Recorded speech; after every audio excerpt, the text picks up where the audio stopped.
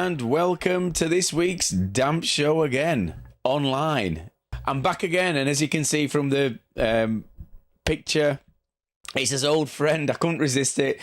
Roger Frisbee is back again. Somebody's thrown him and he's come back. So it sounds to me like he's been and done this before.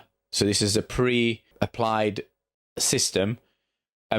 Straight away I can see that it's a type A system. So it's normally a polymer modified slurry that goes on. And it looks like he's mixed it up and put 2 coats on. Let's see what else he's got to say, and I'll comment on it and try and enlighten you as we go along. Later on, at right angles to the other. Having said that, there's a very slight bit here and there that comes through, and I thought it would be nice to plaster it and start to make the place look a little smarter before. Well, if just an observation there, if damp's coming through on that top bit that's not been plastered, or it's not had any slurry applied, I don't know why he'd plaster over that. I don't know what he's going to plaster it with. So let's have a look. Before I plaster it, I want to make sure that it's absolutely 100%, because the last thing I want is damp coming through on the plaster. Now, it's important to say that this is a cellar, and if you've got a lot of hydrostatic pressure, if you've got water pressure coming through and it's at the bottom that it normally comes through, then you probably need to do something like a drained cavity, where you have the plastic membrane that goes on the wall with the little studs, and any water that gets in trickles down, and then you have a drain in the cellar to take it away. And if you've got it... So all work below ground is covered by a document which is a British standard document called BS 8102, and it's been updated. So it's BS 8102 2022. It updated last year. And if you ended up in court, if you did some work on a cellar and the customer weren't happy, you end up in court.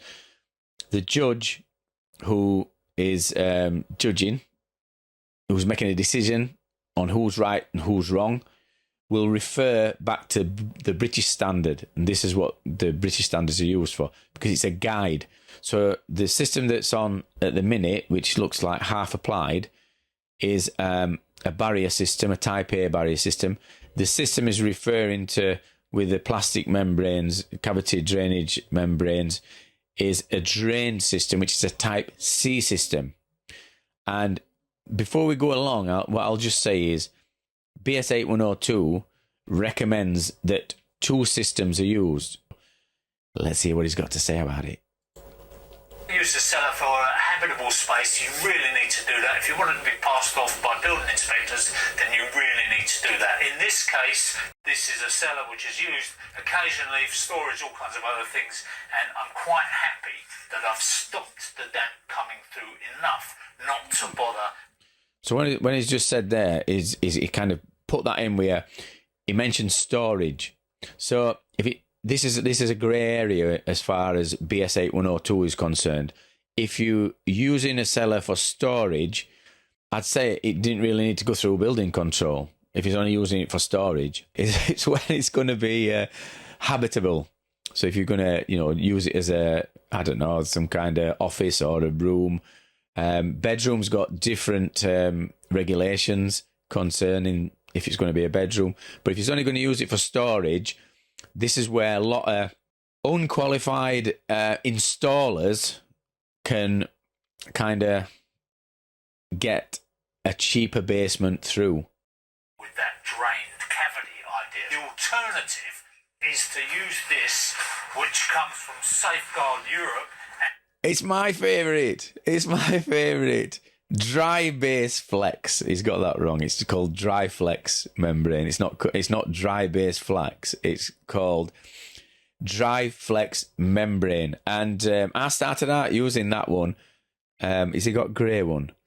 So one that I first started out were like a black felt, and it were a brilliant product, and I was using it, but they've done a Mark II and a Mark III, and they do a multiflex, which is my favourite. It's really thin, and it sits onto adhesive. It sits on adhesive, brilliant. But I'm excited now. He's got one of my favourite products out. Let's have a listen what he says. And it's a flexible membrane. It's got a fleece on both sides. Oh, it's Fleece's one. How many years is this old? So this is original one that I used. So one side is like a grey and other side's black, and it's like felt. And as good as it is, there's better ones what Safeguard's fetched out. So they do a multi-flex one. It's a bit more expensive, but if you want the membrane to sit onto the adhesive better, then you want to be getting the multi-flex, which is awesome. I love it to bits. So what you do with this is you stick it onto the wall with their dry like that. adhesive, and that adhesive in itself is a waterproof barrier. The adhesive is doing an awful lot to keep that water out. This is a secondary layer, if you like, that goes over the top that makes it absolutely belt and braces. Now, this has been tested up to 2 feet of static water, so the water pressure of up to 2 feet will be resisted by sticking this on the wall, provided it's stuck on properly. Over and above that, if you stop... As a caveat there, what he's saying is if it's stuck onto a background that is prepped. Start going above that, you really need to do something else. You either need to stop the water coming in by doing something on the outside, which is my preferred thing, or you need to kind of... Problem with doing things on outside, especially if it's a retrofitted cellar, is, it's already got them ground levels up. They've probably been like that for hundreds of years. So if you were to start digging down on outside, all the way down to depth at cellar, it's just ain't going to be worth it.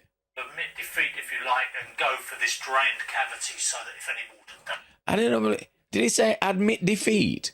Roger, it's not about admitting defeat. It's about doing what British Standard says and using 2 systems. You don't admit defeat. It's like you've got one barrier, and if there's a failure in that type A system, which it can, because this is what I was saying before, if the background is not prepped properly, and listen, that background there, just looking at it, it looks like he's got, he's put a bit of, I don't know what it is. So he's put a bit of waterproofing stuff there, and that goes up to some existing waterproofing stuff because it's already painted white. Now, if that's not fixed to the background correctly, so if the background's not been prepped correctly, and how it should be prepped is you take all plaster off, and then it has to be either sandblasted, sandblasted to get all loose bits off, or done with a jet sprayer, so you sprayed under pressure to get all loose bits off, every single bit of loose bits off, any paint. It takes more to prep a background for a Type A system than it does to actually fit it if you're going to do it correctly. And this is why you can't rely on one system. You just can't rely on one system. You have to use a hybrid or a double system. It does get in, it gets rid of it. But if you've got an above ground situation, if you just want to stop the damp coming through on certain walls, then this is an ideal product to do. This is what he's saying is, I mean, we use it as an isolating system.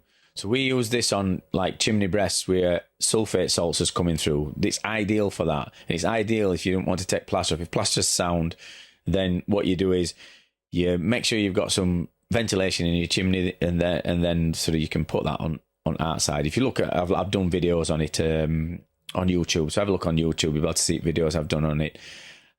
Brilliant product, but if it's above ground, again, you shouldn't be having to waterproof. On with the show. So you can use it in cellars up to a certain extent, or you can use it above ground, and it's perfectly okay. So in this particular case, the ground level is about there, so really, okay, I'm pushing my luck on the 2 feet, but as I say, I've already put this on, which has done 90% of the job. What you would do normally, if you put this on, is you would run it horizontally along the whole surface, but of course that means I've got to go round the corners with it. It gets more difficult to handle if you start doing longer lengths. So I'm going to cut it into handleable pieces, and because it is actually slightly wider than this alcove here.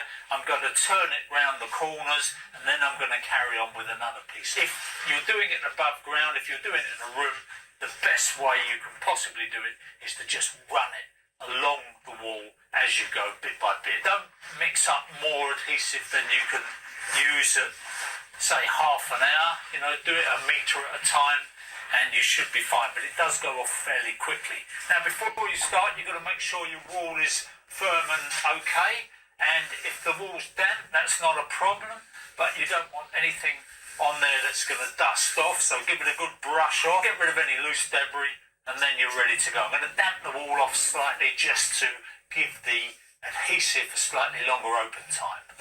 Now I can't believe he said that. So, Roger, you don't put fucking water on a wall when you're going to put drywall adhesive. Got me at it now. Dry base adhesive, dry flex adhesive. I've been watching him for too long. It's got into my head. Dry flex adhesive, it's called, not dry base adhesive. It's dry flex adhesive. Listen, you don't damp your wall down. You don't have to. Dry base adhesive has got a mechanical fixing agent in it.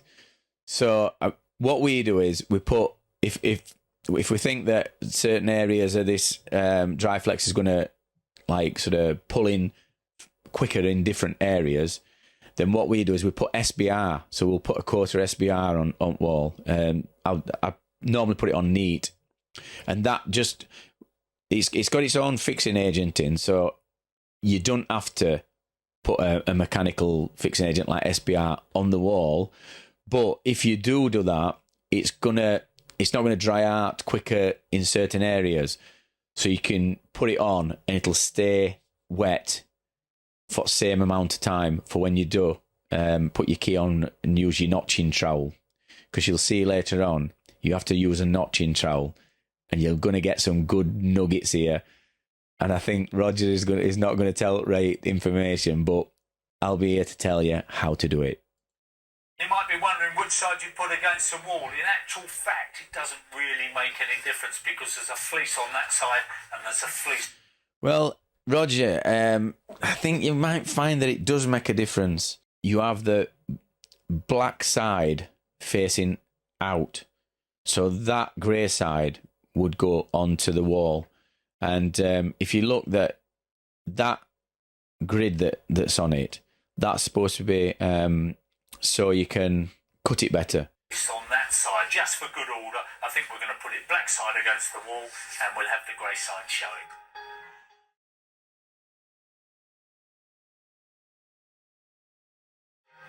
Oh, no, Roger, it's going to be sliding all over, mate. Fucking hell. Right, so what he's doing there is, I mean, it looks a right fucking mess. But you put your dry flex on wall. Now, when you put it on, don't leave any kind of holes in it. So you see them like white showing through. It needs to all be dry flex. Every bit needs to be covered in dry flex. Look at that. So, see all them gaps in there? Fucking hell. And that, when it dries, will actually be a water... Roger, you've not covered all fucking wall. Look at all them white bits all over. They're everywhere. So you're supposed to... You've got to do it right. You've got to cover all the wall. Let me watch a bit more. Proof layer.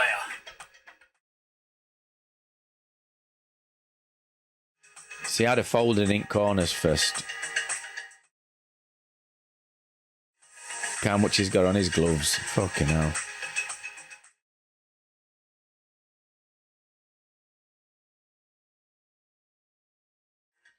Yeah, so I was gonna jump in there. I don't know what he's using there. So when we do it, I have a trowel for putting on with, which is my skimming trowel. I've got a notching trowel for notching it, which is a tileless trowel. And then I have a clean, what's one of my old skimming trowels, but it's a clean trowel that stays clean for ironing out any air pockets. That looks like a rubbing up float. I've left a gap at the bottom here. That wasn't a mistake. That gap is to stop any moisture that did come in at the bottom from wicking up on. What's he on about? Wicking up? I don't know what he's on about. Any moisture wicking up? Surely if you're going to waterproof, Roger, that needs to be down and then onto slab to stop any water coming through at all, not wicking up. If any water comes through there, mate, that's coming onto straight into the room. To the actual material itself. And then when I plaster over this and use a bonding coat over it and then a finish coat, although I think I could actually get away with a finish coat without them. You can just skim straight onto it. It is designed so you can put a backing on, but you can. We just skim straight over it. Bonding. If you need to straighten the wall out, then the bonding's good, and it won't do any harm. Penetrations, you want to keep those to a minimum, but in this case, I had to do this. So what you would do is you'd probably use a bit of polymer around there after you've done this, something like HP42, CT1, any of those, where you can just seal off any gaps. If you're trying to drill, if you've got to put a radiator on the wall or something like that, putting screws in, then what I do is I drill, squirt a bit of polymer in there, put a drill plug in there, screw the thing in, and there's nothing going to come through that. Okay, so... No, it's below ground level. Roger, trust me, if water at pressure, if water comes to bear on that structure at pressure, hydrostatic pressure, mate, you'll be creating a swimming pool. I'm going to carry on. And that's only because there's no drainage in to take that water out. So if there were a drainage system in, if water did come in, it wouldn't matter because you've got two systems in place. Water comes in, you've got a drainage system, that water will drop into a channel, into a sump and a pump and be pumped out. And this is why two systems are recommended. And do the rest of it. Now when you overlap and put the adhesive on, say 75 millimetres would be fine. So I'm going to overlap on that corner. It's fucking blowing, isn't it? It killed him, that. He's wanting to lay down. He's got that bit flapping there. Fucking hell. It's killing him. It's killing him. Bring the other one round so that it sits right into that corner there. I know this is dry. This has all got damp-proof course in it here. So I'm going to bring it up to there. When I've finished, when I've gone round the wall as well, I've got this water main here to disconnect, which is easy enough. So I'll put a piece up there. I'm not going to go up behind that fuse board because actually it's bone dry there. You can see it's just about above ground level. There's nothing coming through there. So you can see a very, very faint...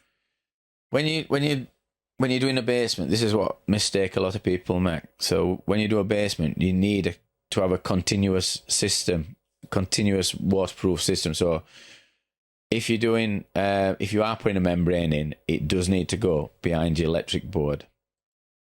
Trace here where you can see where the water line has been, and that was when I first put this crystalline slurry on the wall, and it was just adjusted itself to the moisture, so you can see the moisture came through and then it kind of self-sealed. It really... I think it's contradicting this, Senny, yeah? If you put a waterproof system on, the water shouldn't be coming through, should it? Here's marvellous stuff. Marvellous. Absolutely marvellous.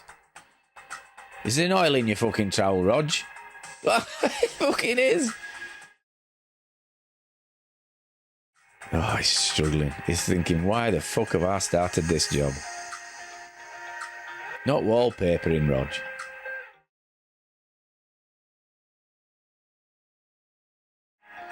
He's killing me watching him. Why is he putting it behind there? He could have just put... That's just going to keep flipping back. Look, told you.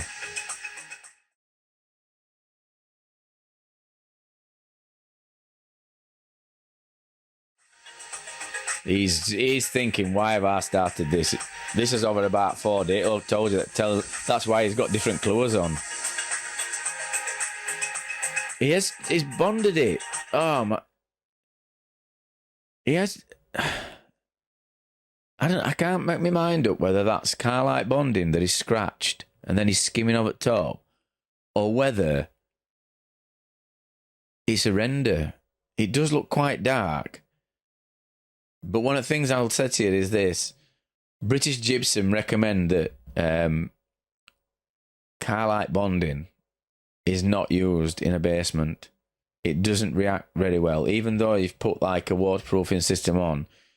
For me, you shouldn't be using a gypsum-based product in a basement. You can use finish plaster, although some people even say not to use that. But we'll skim plasterboards in basements. But I would never, ever, ever put Carlite bonding in a basement anywhere.